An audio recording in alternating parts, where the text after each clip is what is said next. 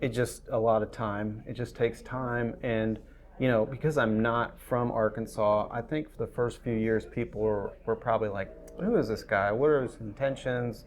What is he doing this for?" And I think if restaurants understand how much of a grind it is, and how that just takes time. They have to know that I'm in it for a while, because a lot of people come and go doing this, and I hope that they respect the effort that I put in, and I also hope they understand how, while I do not technically work in the industry, I am compassionate for those in the industry, and I want to be able to help tell their story, but I also want to be able to communicate with others how important it is to have a heart for people in the industry, especially after everything that we've gone through in the pandemic. Quite frankly, the pandemic has changed a lot of the way I cover food.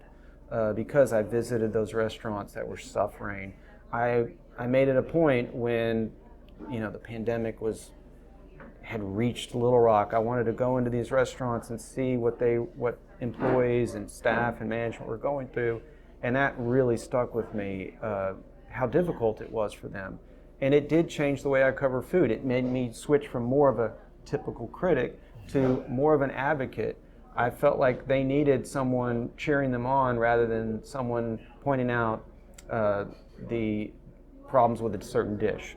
And so that really kind of changed me a little bit. And as my platform grew, I viewed it as a way to really reach the community and hopefully go even beyond food.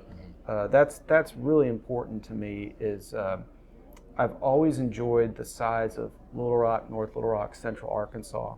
I've always been intrigued by the power of word of mouth in this community, where if I can get 5-10 people talking about a restaurant off the post I put up, and they go and then they tell 5 or 10 people, well, then now we've got some things happening. And you can't get that necessarily in a big city like I was living in Boston or Houston. And I love that about this area. That's truly one of the things that keeps me going all these years. Is I don't think I would have lasted if I had stayed in Houston, for example.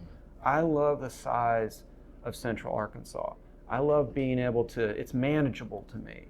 There's not restaurants opening every single day.